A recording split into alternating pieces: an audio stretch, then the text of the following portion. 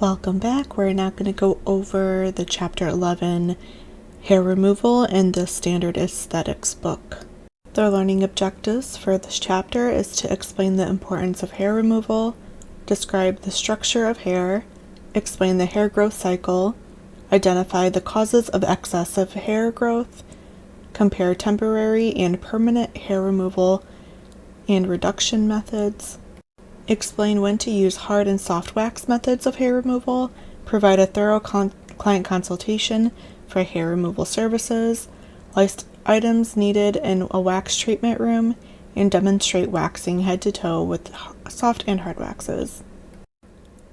Hair removal has been growing in popularity probably ever since, I would say, the internet, but it's always been a procedure that people have done for many, many years.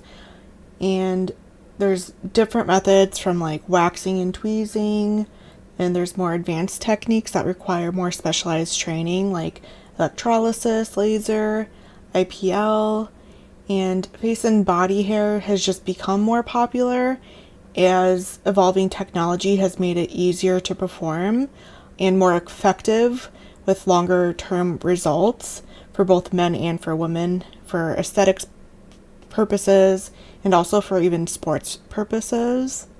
So we should know and have a good understanding of hair removal because of the growing popularity, and it makes a lot of money if you can do it efficiently and do it well. And waxing, because it's the most common method, it's an important service to learn and become proficient in. Also, understanding the benefits, the risk, and how to perform various techniques is going to be vital in your success if you want to make it profitable. Also, knowing what methods are used, room preparation, safety, infection control is very important in doing hair removal procedures. Getting into the structure of hair, the scientific study of hair and its diseases is called trichology, and understanding all of the aspects of hair, including its structure, appendages, and types of hair that is found on the body, will help suggest and provide the best hair removal services for your client. When we're pulling out hair with wax, we're pulling it from the hair follicle. So the hair follicle is a mass of epidermal cells that's forming a small tube or canal that extends deep into the dermis. So that is what we're actually pulling from. It's the whole pore, if you will. It's really just a pore. So the pilosebaceous unit is what's containing the hair follicle and then all of its appendages, which includes the hair root, hair bulb, the hair papilla, and then the erector pillae muscles and other sebaceous glands. The follicular canal is what is lined with epidermal tissue, and that produces the follicle and the hair matrix, where the cell mitosis happens, or where basically hair is growing. The hair root is where the hair is anchored to the skin cells, so the root is the part of the hair that lies within the follicle at the base of the hair follicle, where the hair grows as well. The hair bulb is the thick club-shaped structure that's made of epithelial cells again, and that's surrounded by the papilla. It's what forms the lower part of the follicle where the hair grows, and the lower part of the bulb fits over and covers the whole papilla. The hair papilla is a cone-shaped elevation of connective tissue that contains the capillaries and the nerves that are located at the base of the follicle that fits into the bulb. So the hair papilla is what's providing nutrients because that's where the capillaries and nerves are located. So capillaries are providing the blood flow, which gives the nutrients to provide growth. So it provides growth and nourishment for the hair to grow. The hair shaft is the actual part of hair that's located above the surface of the skin. So that's everything that we see when the hair is grown. The hair shaft is out of the skin. And keratinization is completed at the time that these cells approach the skin surface, where the hair shaft protrudes from the skin. And basal cells, which are in the lower layer of the epidermis, in the hair matrix, divide and form 3 layers of the hair shaft. So we have the cuticle, which is the outermost layer, that's made of hard keratin, the cortex in the middle layer, that's also made of hard keratin, and the medulla, which is in the center or the innermost layer of the hair shaft, and that contains soft keratin. The sebaceous gland is what is producing the oil that comes out of our pores. So it secretes the waxy substance, sebum, which is our oil, and that lubricates the skin and hair, which makes it soft, supple, waterproof, and protected against external factors. The erector pili muscle is what causes goosebumps. So it contracts when you're affected by cold or other stimulus, and it causes the follicle to stand erect, which would be the goosebumps. And it's also thought to keep the skin warmer by creating an air pocket right under the upright hairs. It also helps disperse a protective lipids from the sebaceous glands to the skin and the hair. So it also helps spread the oil around. Getting into types of hair, we have lanugo, which is soft downy hair found on a fetus, which sheds after birth and is replaced by either vellus hair or terminal hair. So vellus hair is found on areas that is not covered by the larger, coarse terminal hairs. So this is what peach fuzz is on our cheeks. It's called vellus hair. And the book says you shouldn't tweeze, shave, or wax it because it can result in the follicles producing terminal hairs, which are the coarser hairs, especially if they're removed against the hair growth. But apparently they've looked into that a little bit more, and it's pretty rare for that to happen. There is some instances where people will shave or wax and the hair will come back thicker, but it's for a very minimal percentage of the population that do it. So it's not very likely to happen, is what I'm saying, that shaving or tweezing or waxing will cause your hair to become thicker. So kind of a myth, and the book kind of says that it's still a thing, but kind of a myth because it's, like it can happen, but it's very unlikely to happen. So then the terminal hair is the longer, coarser hair that's found on our head, our brows, our lashes, genitals, underarms, legs, arms, and follicles change after puberty from producing the vellus hair to terminal hairs. So that's why after puberty, we notice more of the hair growth. Like, we've always had the hair growth when we were younger, it's just turned more terminal after puberty.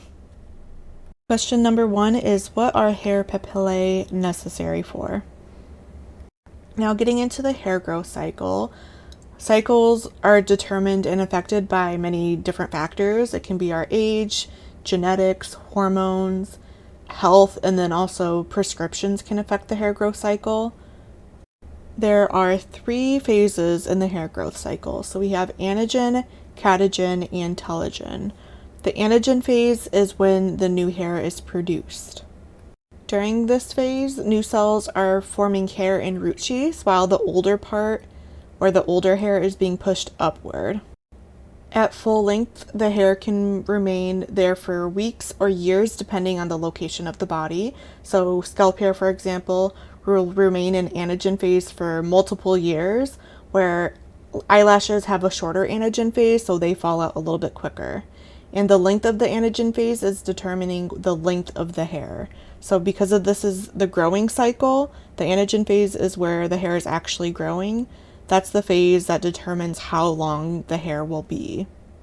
The anagen phase is the most important stage for us because removing hair during this stage is going to be the most effective for long-term hair reduction. So if you remove hair through waxing or sugaring or tweezing or anything like that, if you remove it in the anagen stage, it will be less likely to return.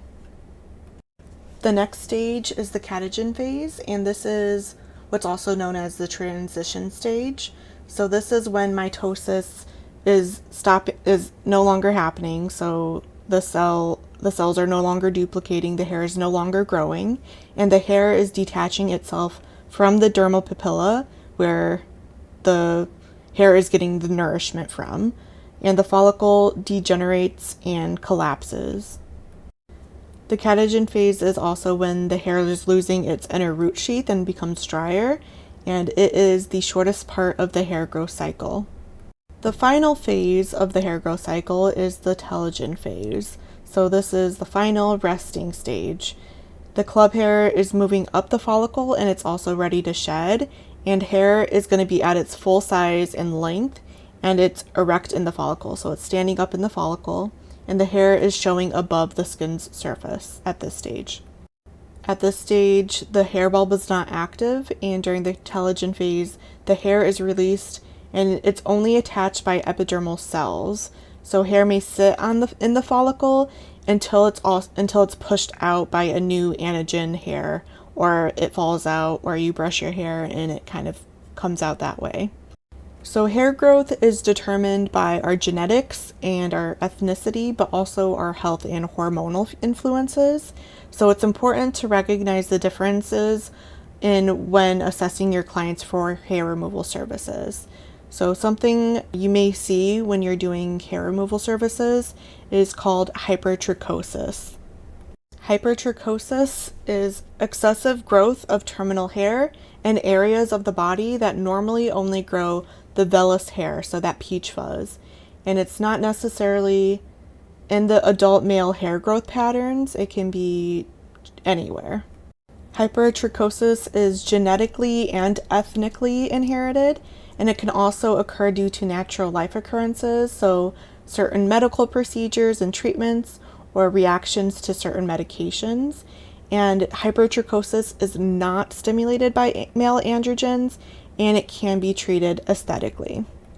Hirsutism is also excessive hair growth, but hirsutism is where growth is on the face, chest, underarms, and groin, especially in women. And this is what is caused by excessive male androgens in the blood. So hirsutism is excessive male androgens are in the blood. So this is a hormonal factor. Hirsutism can be caused by puberty, medications, illness, stress, and it can be resolved by eliminating the cause of the condition. And in women, the hair growth is normally attributed to hormonal imbalances and excessive androgen production, which is secreted by the ovaries or the adrenal glands, and also in menopause. And it may dissipate with time and medical attention. So getting into the medical issues of hair growth. So when we think about a disease is a pathological condition caused by viruses, bacteria, and there's a series of signs and symptoms. Some diseases that affect hair growth are called acromegaly and Cushing syndrome. A disorder is an abnormality of function, so this would be a birth defect or a genetically inherited malfunction. One disorder that affects hair growth is called adrenogenital syndrome, and this is a malfunction that causes overproduction of androgens. Syndromes are a group of symptoms that, when combined, characterize a disease or a disorder. There are a few syndromes that affect the hair growth, but one that you should remember it's the one you should remember, the most notable, probably the more common one, is called polycystic ovarian syndrome, or PCOS. So question number 2 is, what disease, disorder, or syndrome most commonly causes hirsutism? Getting into actual hair removal methods, there are 2 general categories. We have temporary, which involves repeat treatment because the hair will grow back. We also have permanent, where the papilla is destroyed, which makes the regrowth impossible. So typically, spas and salon techniques are generally limited to temporary methods like waxing, but others may offer electrolysis, which would be the permanent method.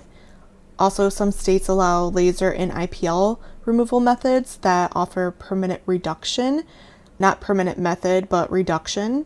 And medical spas with physicians on staff offer laser and IPL hair removal, but rarely temporary methods. In temporary hair removal methods, we have 2 types in that category. We have de-epilation and epilation. De-epilation is the process of removing hair at or near the level of the skin. So this would be shaving because it's right at the surface of the skin, and chemical de-epilation, which would be like our nair. So de-epilation is not getting the full hair, it's getting just the surface at the surface of the skin. Epilation is the process of removing hair from the bottom of the hair follicle by breaking contact between the bulb and the papilla. So this is getting the full hair, and it is with like tweezing, waxing, sugaring, and threading. So you're pulling the whole hair out, so that is epilation. So tweezing, which is a form of epilation, is the method of using tweezers to pull out hair by the root one at a time. There is also electric tweezing, which is less common, but it's using electrically charged tweezers that grab a single hair and transmit a radio frequency energy down the hair into the shaft and into the follicle. The pros and cons of tweezing. So the pros is that it's a minimal cost after you buy a good pair of tweezers. It's also very convenient to use. And the cons are that it can be uncomfortable or painful. Eyeglasses impede tweezing, especially if you're trying to do your eyebrows. And poor vision makes it difficult to do. It's very time consuming if you're trying to clear a dense area. So it's normally only feasible in smaller areas. And hairs that are broken with tweezing can create bumps and pimples or ingrown hairs. And there is a procedure 11.1, which is perform eyebrow tweezing, and that's on page 496 to 498 in your textbooks. Shaving is a form of de-epilation. So hair is removed down to the skin surface, and it can appear that hair is growing in thicker and darker, but it's because the fine tip of the shaft is removed and the thicker part is more visible. If you shave or if your client shaves, you want to recommend them use clean razors. You also don't want to shave so close that the cut hair drops underneath the surface of the skin, which is then going to be more prone to ingrown hairs. And you also don't want to change the direction of shaving. The pros of shaving is that it's inexpensive and convenient. It's fast typically and normally painless unless you cut yourself. The cons are that you get that stubble and it can cause folliculitis, pseudofolliculitis barbae, so irritation of the hair follicle, and ingrown hairs. It can also cut the skin.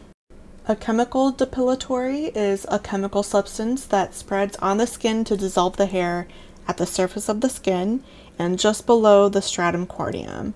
So this is like our nair, if you've ever used nair before. What a chemical depilatory does, it expands the hair and the bonds of the hair break, and the hair can just typically be wiped away or washed away. And the active ingredients in chemical depilatories are more alkaline, so like sodium hydroxide, potassium hydroxide, and so it's going to dry out the skin a little bit more and it can be very irritating. So it's not commonly used, but you should be familiar with them. So some pros for chemical depilatory is that they're relatively inexpensive and they can be applied in the privacy of your own home. Also, regrowth is a little bit slower and softer than that of shaving. But the cons is that the results aren't long lasting, like waxing, and there's a strong odor that comes with the chemical depilatories, and it can cause irritation and can cause later reactions. So it should not be used on non-intact skin. So if you have any cuts or open wounds or anything like that, you shouldn't put a chemical depilatory on top of that.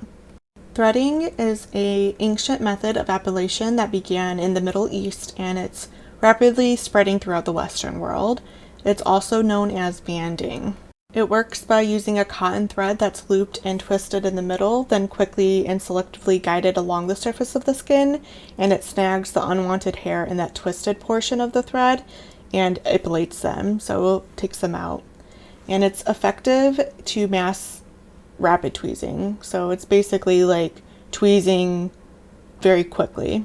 Some pros for threading is that it's fast and inexpensive. It requires minimal products and supplies. The thread is discarded after use, so it's hygienic, and it can also be performed on clients whose skin can't tolerate waxing. The cons of threading is that it can be painful since the hairs are being snagged in clusters. It can also cause some redness and irritation, and if it cuts the hairs, it can cause bumps and breakouts. Sugaring is an ancient method that's dating back to the ancient Egyptians. That's also an alternative for sensitive skins or those who react poorly to waxing. There is hand-applied sugaring, like what's shown on screen, and that is when the product is held in the hand and applied against the hair growth and removed in the direction of hair growth. And it's typically performed at body temperature, so the pros that no risk of burning because of that, also minimal risk of bruising, and manufacturers consider it possible to apply over varicose veins and spider veins, dry psoriasis, and dry itch eczema. The same area can be gone over multiple times, and it's considered safe to use on people with diabetes. The hair length also just needs to be 1/16 of an inch long for the removal of virgin hair, and the hair follicle doesn't distort, or there typically isn't breakage of the hair, and the regrowth is going to be softer and lighter and less dense. Also with the sugar, there's a natural antiseptic property, and since it is more hygienic too because the sugar paste is not going to be reused on other clients. It's also cleanup. The cleanup is also very easy for the client and esthetician because it dissolves right with water. And it's also inexpensive if you make it at home. The cons for sugaring is that it's more time consuming than soft wax, especially on the larger areas. And there can still be some minimal discomfort, which is similar to waxing. And it's not suitable for precise hair removal. And folliculitis and ingrown hairs are still possible. Spatula applied sugaring is more similar to soft wax. So the product is applied with a spatula in the direction of hair growth, and then it's removed against the direction with hair growth with one of the strips. It's also going to be warmed up a little bit more according to the manufacturer's directions, and it can also be affected by additives like resins, which would make it a little bit more irritating if resins are in the sugar wax. The pros of the spatula applied sugaring, if the sugar paste doesn't have added resins in it, is that there's a reduced risk of burning. It's a faster service than the hand applied method because the larger areas are a little bit easier to do a little bit quicker. There's a minimal discomfort and skin trauma. It's also safe for dry psoriasis and dry itch eczema, and the same area can be gone over multiple times. The hair length also only needs to be 1/16 of an inch long for the removal of virgin hair. Regrowth is also lighter and softer and less dense. Again, easy cleanup for the client and esthetician. If it's resin free, because you can just dissolve it in water. It's also naturally antiseptic, and it's hygienic because you're not reusing it on other clients. There are more cons with this method of sugaring if the product contains resins. So there is a risk of burning if the paste is not tested for appropriate safe to use temperature prior to the application. There is some discomfort.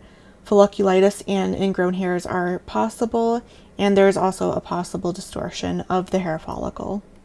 Waxing is the primary method of hair removal that is used by estheticians, and it can be applied in either soft or hard form, but both are typically made of resins and beeswax. There is honey wax though that's also made with added gum resin, and that's normally the most common too. With waxing, wax is applied evenly over the hair and then it's removed. Hard wax is going to be applied thicker, and it does not require fabric strips like soft wax does. It's also the recommended time between waxing appointments is generally 4 to 6 weeks. The pros for waxing is that it's relatively fast and efficient. Wax kits and products are available for home use. Speed waxing cuts typical service time in half and then can increase profits. Also, shorting waxing time means minimal discomfort for the client. Regrowth is also often more soft, and there's a possible reduction in the hair growth after multiple services. The cons for waxing, though, is that there are several contraindications. Resins on the wax adhere to the skin and can cause irritation. There is a risk of irritation and burning due to overheating the wax. There is a risk of the skin lifting if the wax is too cool or too thick with the soft wax. It can also be very messy until you're a little bit more skilled and practiced a little bit more. Their hair length also has to be about 1/2 of an inch for coarse hair and 1/4 of an inch for finer hair to actually grab the hair and get it out. It can also cause irregular regrowth and after multiple treatments, and poor technique can leave behind up to 30% of breakage.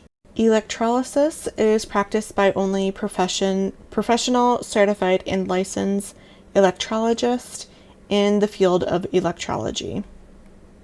There are 3 main modalities with electrolysis. There is thermolysis, which uses alternating current to destroy the derma papilla. There is galvanic electrolysis, which is using direct current to create a chemical reaction to decompose the follicle. And there's also a blend method, which combines both of the methods, thermolysis and galvanic, and it's applied alternately or simultaneously. The pros of electrolysis is that it's the only method of permanent hair removal that is recognized by the FDA. It can also be performed successfully on all types of hair and color of hair, and it can be used on all types of skin and all races. The cons of electrolysis is that you have to stop all forms of hair removal except for trimming or shaving. It's more costly. It is kind of it's uncomfortable for a lot of people, and success really depends on the regularly scheduled appointments, and treatments can cause redness, bumps, and swelling. Also, you can't wear makeup on treated areas for 24 hours after, and extensive electrolysis can take months or even years to fully complete for all of the hair to be permanently removed. And higher Fitzpatrick skin types can also develop post-inflammatory hyperpigmentation if they're not wearing sunblock. Some permanent hair reduction are laser. So laser is intense pulses of electromagnetic radiation that are attracted to and heat up pigment. And since that laser is targeting the pigment and heating the pigment up, the best candidates for laser hair removal are going to be people that have darker hair and minimal pigment in the skin. So gray hair wouldn't respond to this, and Fitzpatrick 4 through 6 are going to have more skin pigment, and they will have a greater risk of burning and hyperpigmentation if they use laser. Intense pulse light, or IPL, produces a quick flash of light that shatters the target without allowing heat to build up and burn the skin. The pros of laser and IPL is that it's fast, long-lasting hair reduction, and it can produce some permanent results in the hair reduction. The pros of laser and IPL is that it's fast, long-lasting, and it's a hair reduction treatment, and it can produce some permanent results in hair reduction. Also, larger areas of the body can be treated at a greater speed, and there's no risk of diseases transmitting from the blood. It's also not considered as uncomfortable as electrolysis is, and the regrowth is often going to be finer and lighter if there is hair growth that comes back. The cons for laser and IPL is that it costs a lot of money, and it can require an average of 3 to 6 or even more treatments. There is also some issues of long-term safety and effectiveness. It's also not effective on light and non-pigmented hair like blondes, reds, gray, or white. And depending on the specific laser, it's generally not effective. It's not effective for darker or tanned skin. There's also some safety concerns for the eyes and the need for protective eyewear. It's uncomfortable for some people, and there's no guarantee for satisfaction. And with inadequate and inconsistent state regulatory controls and guidelines, so some places anyone can do it, and that's not very safe. Question 3 is, what is the main benefit of electrolysis? And question 4 is, what is a safety concern for laser or IPL? In waxing services, it is one of the most popular service in salons and spas. It's also the most common form of hair removal.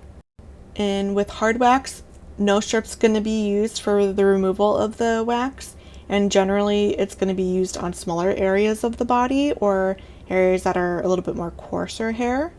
And soft wax uses a strip for removal and is generally used on larger areas of the body because it can be done a little bit quicker. So with wax formulas, there are made of resins, beeswax, paraffin, honey, and other waxes and substances. And it also can include some additives for sensitive skin or for soothing and antiseptic benefits. Consistencies will vary, so the melting points are also going to vary, which means there's not going to be a one-size-fits-all temperature that you have to keep the wax at. For the temperature of the wax, you can either follow the manufacturer's guidelines if they have a recommendation, but a lot of the times you're going to be looking for the consistency of the wax, making sure it's a good consistency. It's not too runny, it's not too thick.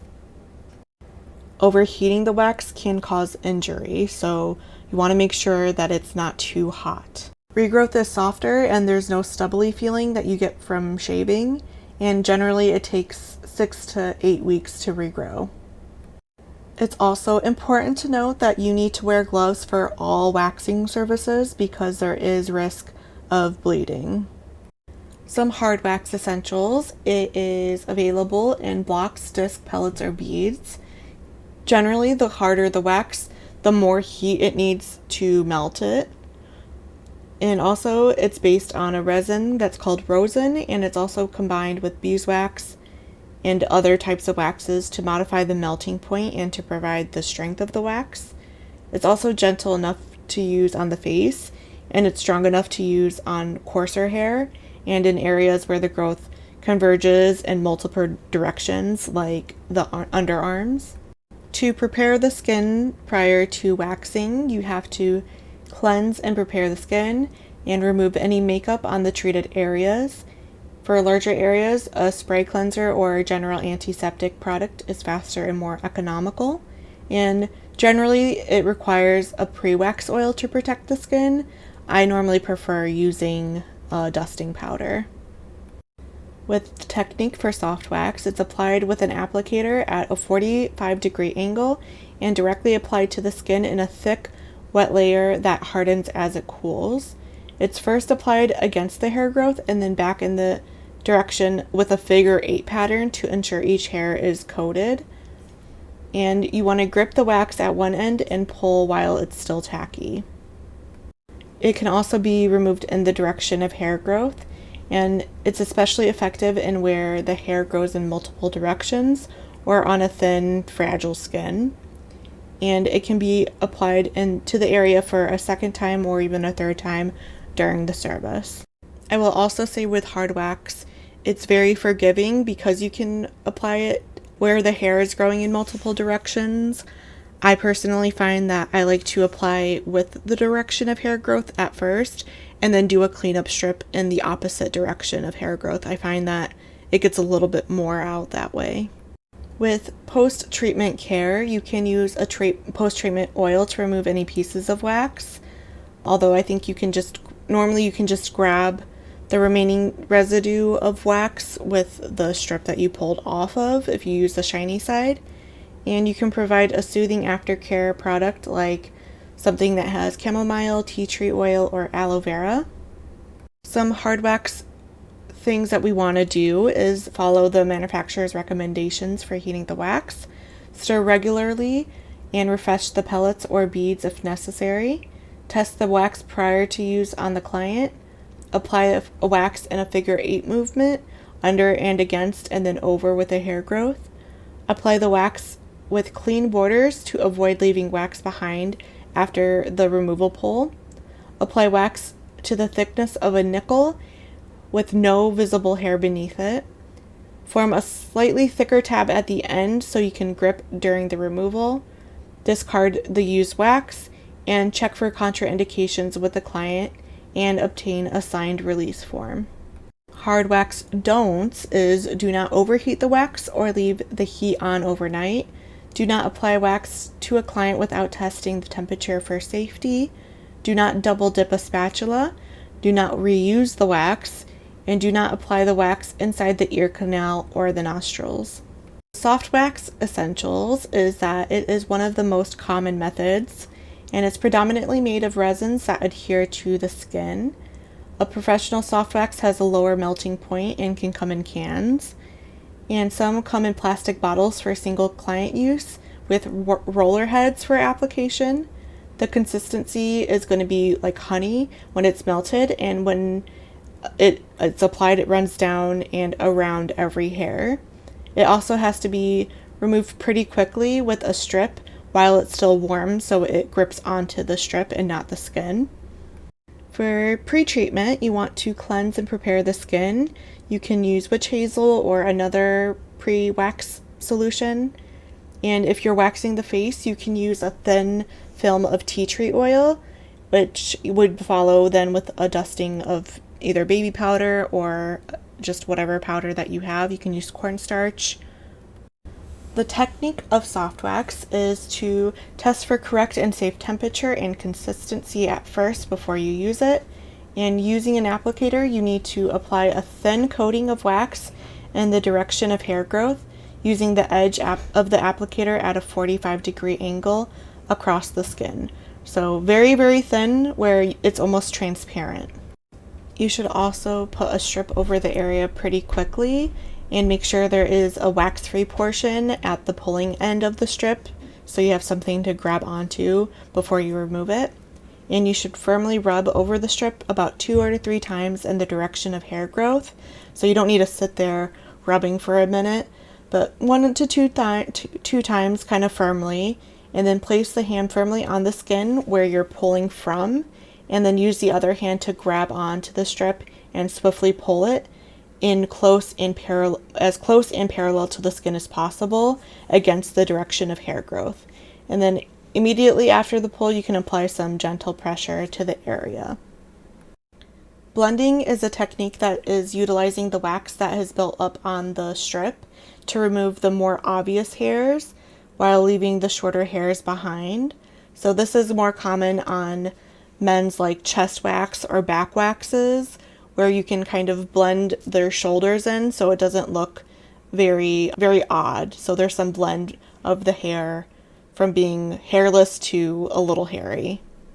For post-treatment care, you should use a soothing wax removal lotion or oil, and puffiness can be treated with aloe, ice in a bag, or cold stones. And hives can be avoided if the client takes an over-the-counter histamine, if they're prone to hives from waxing.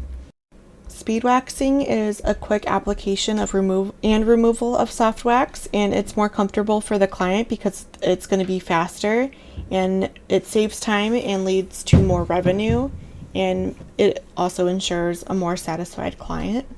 Some soft wax do's: you want to follow the manufacturer's direction for heating the wax to the correct and optimal temperature. You should always test the wax prior to applying it to the client.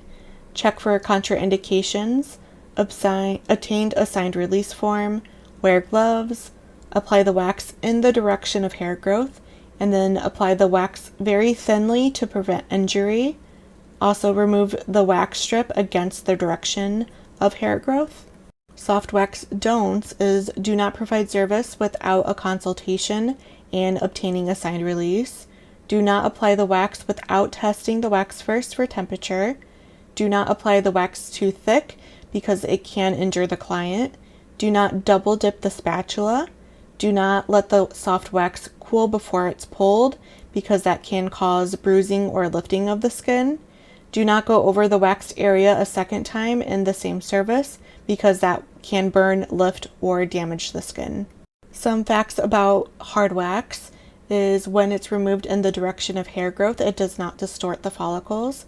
It also doesn't adhere to the skin, so it causes less irritation. And it's effective where hair grows in multiple directions, like the underarms. It's preferred for the labia during Brazilian bikini waxes. Areas can be waxed one or two more times after you did the initial one during the service if there is no irritation. You should use it with caution on people that use glycolic or other AHAs in their skincare routine. Eyebrows can be waxed if topical prescriptions are used, but it shouldn't be applied directly to the area. It's a slow and laborious method and it can take a little bit longer to do. The hair cannot be blended with hard wax, and if left in the wax heater, new wax is not added, wax can become more brittle and lose its removal properties. So that's why you have to add wax to it more consistently. Some facts about soft wax is it's removed against the direction of hair growth and distorts hair growth. It adheres to the skin and can cause redness and irritation. It has to be applied in small sections where hair grows in multiple directions. It cannot be removed against the hair growth on the labia, so it's a poor choice for Brazilian bikini waxes. The area can't be waxed over a second time during the service. It also can't be used on individuals using glycolic acid or other AHAs. It cannot be used anywhere on the face if prescriptions are being used by the client. It's also considerably a faster method, and it's preferred for larger body areas. And the wax that is on the strip can be used over for blending, and it does not need to be refreshed to maintain its removal properties like hard wax does. For waxing during facials, the book recommends that if you're going to do an eyebrow or upper lip wax, it should be done after you've cleansed, exfoliated, and steamed and done extractions, and before you do masking. Although I would recommend you do waxing prior to the facial and skip out on any exfoliation in that area. You can still do exfoliation, but I would just avoid the area that you've already waxed, so there's not going to be the irritating or like more irritation. And then I would also recommend using like a calming mask. So for example, like maybe gel therapy and then adding some of the ESP in there over top where you did waxing. But I do agree on the book with this, that waxing should not be performed if aggressive exfoliation has taken place or an area where extractions were performed or would be performed. Question number 5 is, what are 2 downsides of waxing? You should have your client do an intake form and complete it the first appointment, and they should update it after each visit or follow-up appointment to note any changes in the health or skincare routine. You can also have a wax release form, which is going to be a lot more simple than the intake form, and it's signed prior to each wax service. It should list the contraindications and potential risk for the wax service, and by signing, the client is going to assume responsibility of informing the esthetician of any changes and awareness of risk, and this is just serving a protection against any formal complaint. For informed consent for minors, anyone under the age of 18 should be accompanied by a parent or guardian or other caregiver who has written authorization from the parent or guardian, and the responsible adult would sign the release form. For post-wax instructions and precautions, after waxing, the client should avoid sun exposure, tanning booths, exfoliation, creams with fragrance or body washes with fragrance or other irritants, and excessive heat for 24 to 48 hours. So some indications or signs that the service would be a success is that the hair to be waxed should be a minimum of 1/4 of an inch long if the hair is virgin or it's a fine regrowth. The hair should be 1/2 an inch long or about 10 or 14 days grown after shaving. And if possible, the client should lift the ingrown hairs 4 days or a week prior to allow for that area to reheal. It's recommended to use a loofah or exfoliating body scrub prior, but not the day of service, so about 24 hours before. And the client should avoid 24 hours before and after the area is depilated. So after the waxing service, they should avoid exfoliating. Some contraindications for waxing are clients that have varicose veins for a leg wax, clients that have phlebitis, skin disorders, epilepsy, diabetes, hemophilia, and other contraindicated medical conditions for a body wax. Clients who had recent treatments or product uses that are a little bit more aggressive, medical conditions or medications, some skin conditions like scar tissue, moles, and skin tags and warts should not be gone over, and skin disorders that are thinner, fragile skin, or people that have lack of sensation, you should not wax them unless they have a physician's approval. Some other considerations are you should avoid the nose, ears, eyelids, and areola, and the nipples. In pregnant women in their last trimester, if they have to lay down flat for more than 20 minutes, you should have them seated up a little bit.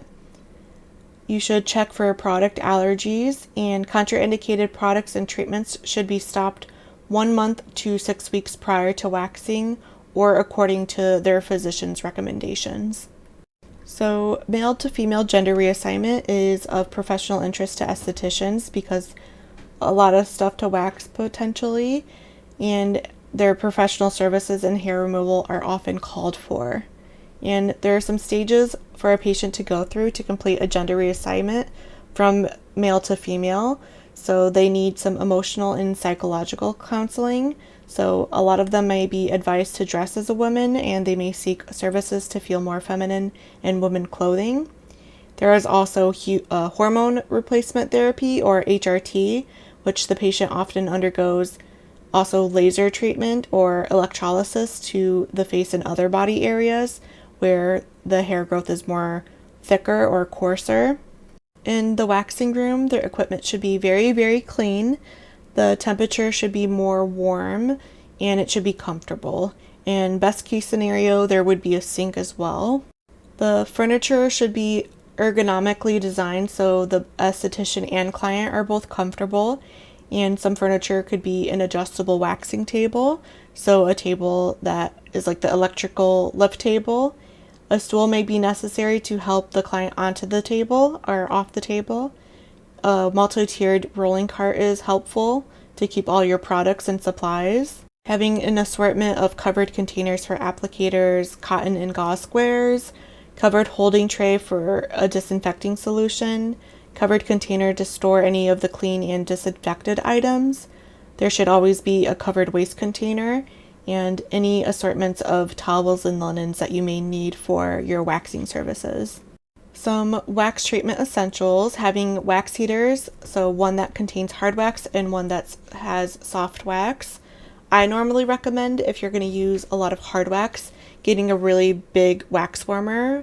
I have one that is a 7-pound wax warmer that I use for my hard wax, and then having soft wax that has 2 spots for tins, so once one gets down, you have a spare one if you're mid-service and you need more wax. You also want some tweezers, some that are slanted or pointed. You want some scissors for trimming the eyebrows, scissors for cutting the wax strips, and you can use metal spatulas if you want to have reusable wax sticks, but you have to have enough of them so you're not double dipping.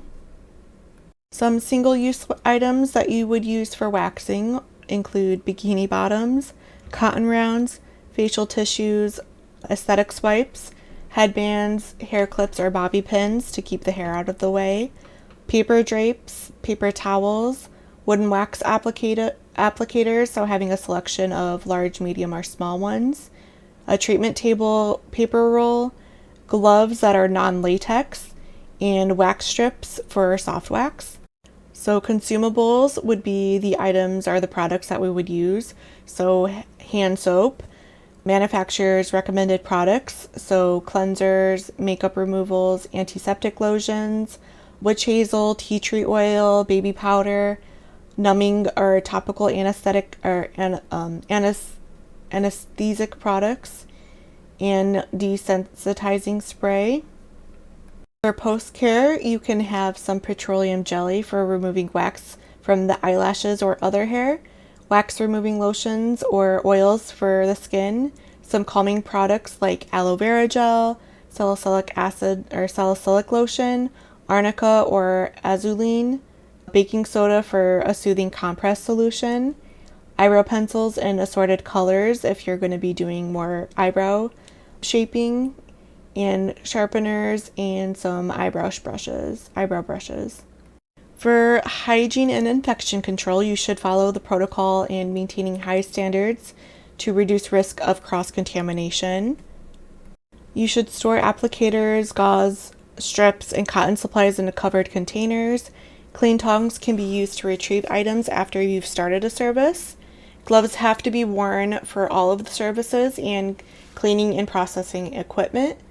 Multi-use items should be thoroughly cleansed, dried, and placed into a wet disinfectant. You should use an EPA-registered disinfectant solution that is designated to kill all microbes, including Staphylococcus, tuberculosis, Pseudomonas, and fungus, and the HIV virus. Stainless steel instruments can also be processed and sterilized in an autoclave. Metal spatulas can be exclusively used on a single client, and if that's the case, the remaining wax has to be discarded and the container has to be disinfected and refilled or replaced. Multiple metal spatulas can be used and then processed and cleaned, disinfected after the service, and double dipping is never acceptable. To protect the table and the chair, you should cover with a paper or linen on any part of the table that would come in contact with the client's skin, and that should be changed between each client. For draping and disposable protection, disposable paper drapes can allow the client to maintain their modesty, and towels and linens should be avoided in favor of disposable drapes since wax is damaging to linens and towels and it does not easily wash away. So hands have to be thoroughly washed before and after contact with the client. You should not put contaminated hands or gloves into clean containers. Use clean gloves or disinfected tongs to open and reach into the drawer if needed. Hand washing in front of the client inspires confidence. You always need to wear gloves because blood can be present after the follicle is removed. So like that pinpoint bleeding that you may have seen already. And you should use vinyl or nitrile gloves because latex breaks down a little bit easily, but also there could be people with latex allergies. Do not double dip the spatula or applicator unless you are disposing of the entire pot of wax after treating an individual client. The disposal of contaminated waste items. All blood, stained, bodily fluid contaminated materials should be immediately discarded by double bagging or placed in a biohazard waste container and disposed of properly. To master cleanup, you should throw away all disposable drapes and other disposable items. Clean and disinfect the treatment table and work area. Change the table linens. Change the wax heater collars if they're overly soiled with wax strips. Place tools in a disinfected holding tray. And use wax removal solution to wipe away wax from all surfaces, including the floor. Retrieve new clean items and have them ready for the next service. Retrieve paperwork, including the client's intake form and their wax release form. General waxing dues is to complete a client consultation card and have the client read and sign any release forms. Check for allergies, performing a patch test in a non-conspicuous area if necessary. Wear single-use gloves to prevent contact with any possible bloodborne pathogens. Make sure hair is at least 1/4 of an inch to a half an inch long. You should trim the hair before waxing if it's longer than 3/4 of an inch because it will hurt a lot more. You should perform safety temperature test on the inside of your wrist before applying the wax to the client. You can avoid the messy threads of wax by scraping the underside of the spatula or the applicator after you've dipped it. Avoid wax threads or drops falling onto the client's eyes or lashes. Client's eyes should be closed for face waxing. Protect the scalp hair with a headband for face waxing. Select the best choice of wax with the appropriate pre- and post-treatment solutions. Apply a gentle pressure immediately after you've removed it. If redness or swelling occurs, you can apply an aloe gel, cortisone cream, or a compress of gauze soaked in baking soda to calm and soothe the skin after waxing, and always provide post-treatment instructions. So general waxing don'ts is do not apply wax without first checking the temperature. Do not reapply soft wax to the area you've already waxed in the same session. Do not touch the client without washing your hands. Do not double dip. Do not apply the wax over warts, moles, abrasions, or irritated or inflamed skin. Never wax over curves or two different planes in the one application. Do not wax male mustache or beard hair or sideburns. So the learning objectives of what we went over was to explain the importance of hair removal, describe the structure of hair, explain the hair growth cycle, identify the causes of excessive hair growth, compare temporary and permanent hair removal methods and reduction methods, explain when to use hard wax and soft wax methods of hair removal, provide a thorough client consultation for hair removal services, list items needed in a wax treatment room, and we would demonstrate waxing head to toe with soft or hard waxes. And that will conclude our Chapter 11 hair removal lecture in the Standard Aesthetics book.